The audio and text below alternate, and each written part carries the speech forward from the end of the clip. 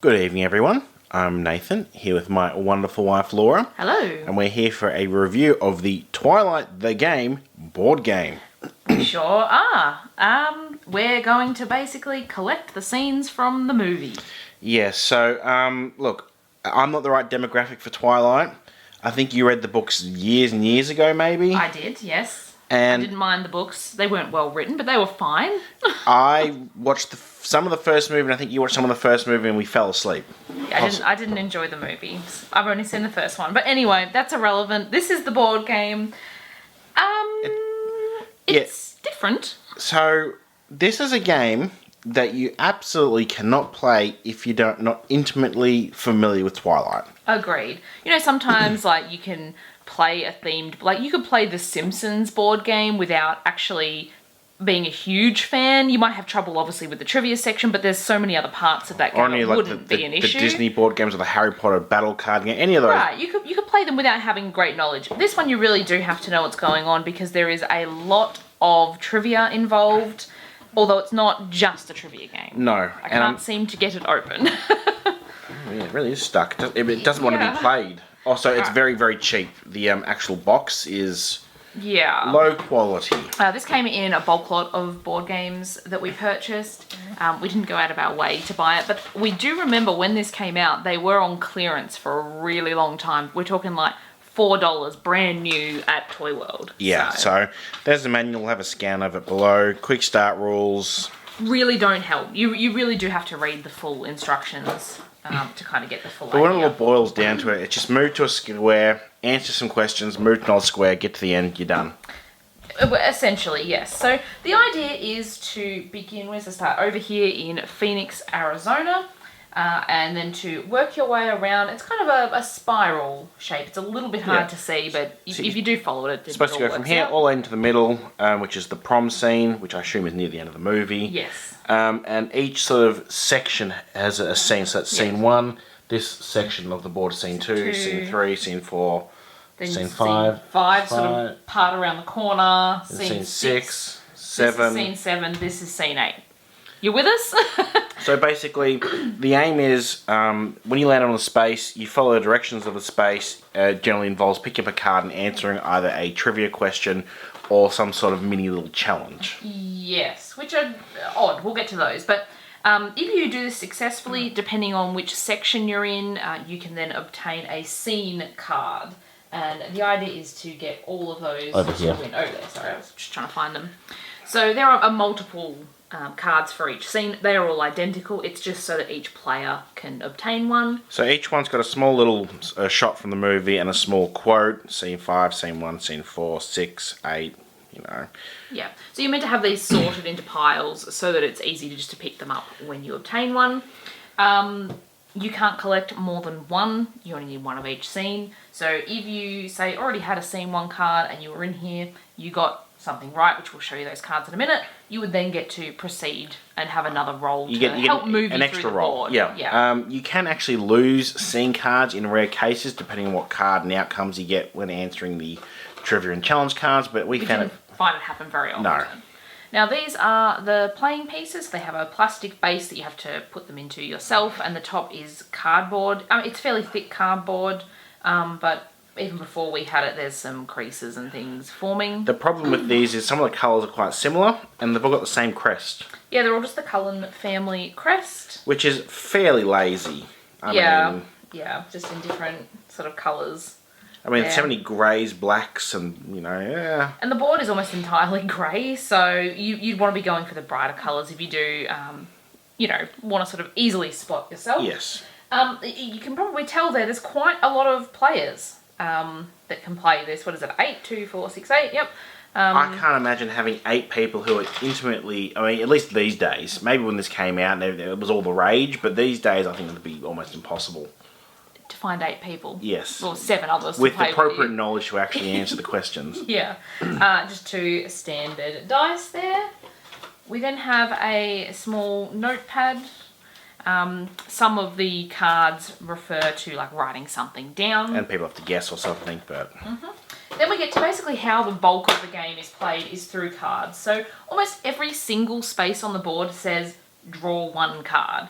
So I mean, even if you land on the start space, because you can go forwards clockwise or you can come backwards on your next turn If you're trying to get a specific scene. Yeah, so you can't move 2 ways in one turn, but if you're up over in scene 2 and you need to come back and get scene 1, you can roll and come this way. So you can, in fact, land back on the start space. Or there are some cards that actually send you back to the start as a punishment as well. Yeah. So, most of them say draw 1 card. A lot of them just say that. Others will add something that will then affect the card Like this one as here well. says, draw 1 card, you make a second guess at a failed challenge. Because, yes, you can fail these fairly easily. Very easily. The other thing on the spaces, there's little daggers, a red or a white. Which are a little bit hard to spot. You want to just maybe, we'll just pick that up so you can kind of see. They're just in the bottom corner, that's the white, and the red blends in. The red, I believe, stands as a vampire space, and the white is a human space. Sometimes the cards will actually say, if you're on a X space, do something else, or something else gets changed. No, that's not the case. The red and the white are the challenges or the trivia. My mistake. Yeah, the cards actually say. So this is a plot challenge vampire card. Some of the spaces then say, if you've got a vampire card, it affects it in this way. That's right, there's a challenge and all the trivia. Yeah, so if you land on one of these spaces, you draw your card and you get the white dagger, then this is what you have to do. The other person picks it up, I think. Yes. Close your eyes. Which player controls the most story cards? If you are correct, you complete this challenge. Yeah, so here's that's the story cards are the scene cards. Yes. And obviously, if you happen to land on a red dagger space, you do the red dagger, the other person would pick up the card, read to the other person. Yeah, so it's always the player to your left, I think it says, that picks up the card for you. You never pick up your own cards. Who are the 3 vampires who taste Bella's blood in the ballet studio?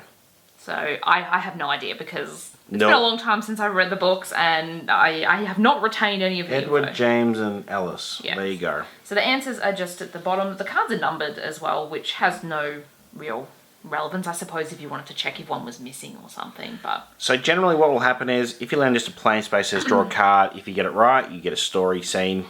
A scene card. Scene card. Yep. If you get it wrong, nothing happens. And if you, some spaces will say if you fail a challenge to do something, like go back 3 spaces or... Yeah, so, I mean, this one down here as well, this is Port Angeles, this space. Draw 1 card, subtract 1 from any human dice rolls. So some of these challenges... So you'd have to pick up a human card. Some of them are the close your eyes, and then you've got to like answer silly challenges like how many windows are in the room you're in and things like that. Nothing to do with Twilight, essentially. But others, we're going to find one now. There. Roll 2 dice. If both of them are 2 or higher, you complete this challenge.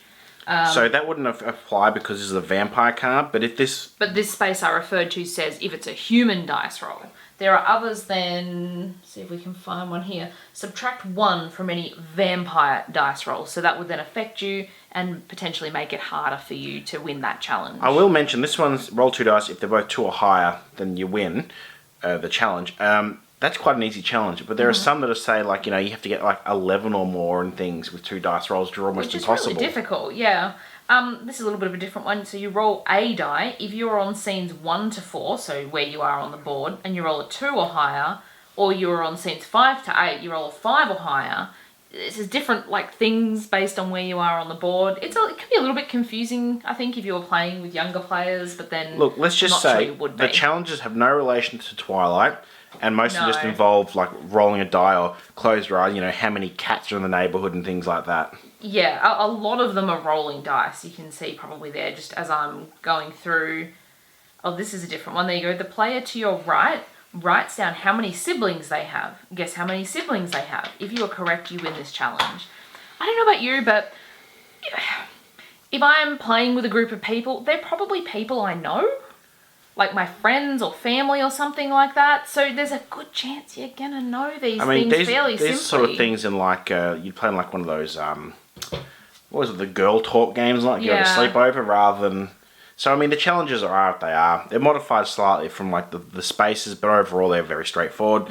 The other half is obviously the trivia. Yeah. Now, the problem, there's actually one more type of card in here, but the trivia, unless you're really into Twilight, specifically I suppose the movie, because that's what it's based on. Yeah.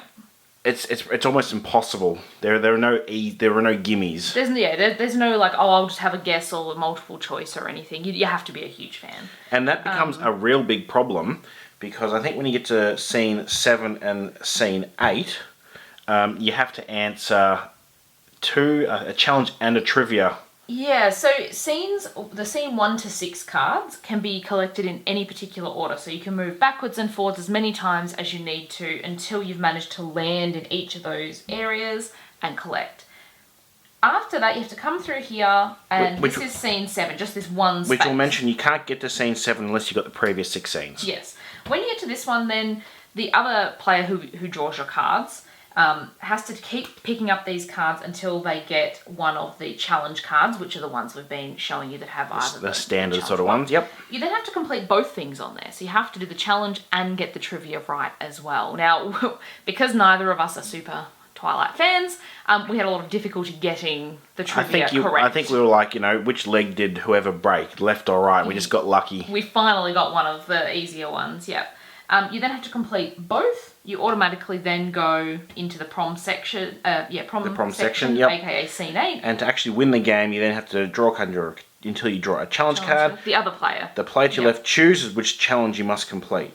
So then they can go, okay, this is a really easy challenge, I'm going to give you the trivia, or vice versa.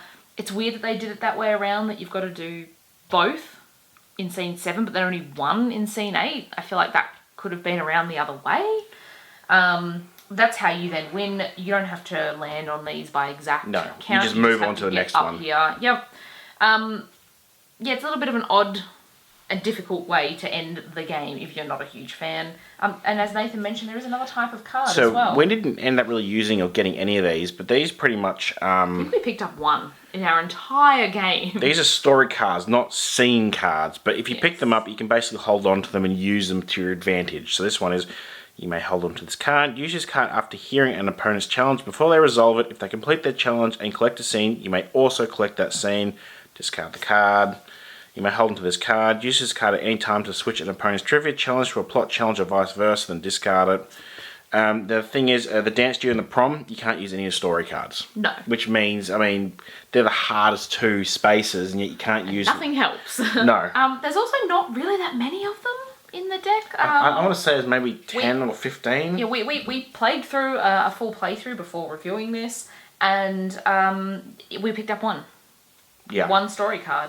So they didn't factor into our game at all. As you can see, these are all the challenge cards and quizzes. Well, and because the scene 7 and 8 are the hardest ones, we had no problems with the out of board, because as soon as we got just a challenge like, how many siblings does Laura have?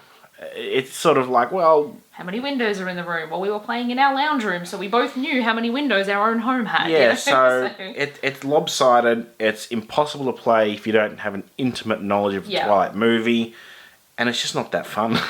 For us. We are not Twilight fans. I think I'm just thinking, if you were the perfect age for it and you're a huge fan and all your friends love Twilight and like the movie had just come out, I could see you still enjoying it, but it's got to be that kind of specific I think there was a very short section in history that this would have been useful to people, because too early and then that wouldn't have existed, too late and most people have already passed it and wouldn't probably have an intimate knowledge. So hey, let us know in the comments if this was a game you actually play with friends back when the movie came out. Yeah, it wasn't my jam, but hey, no, different things. That's true. If you enjoyed watching this video, give us a thumbs up. Let us know all those sort of things down below. We're sorry if we've offended you. We realise some people probably did enjoy the game. It's just not for us because we weren't huge fans. And we can't really play it to its full extent. Because we didn't know any of the questions. No. Hit that subscribe button and check back soon. We have videos every single Tuesday. Sounds good. Thanks for watching. Bye-bye.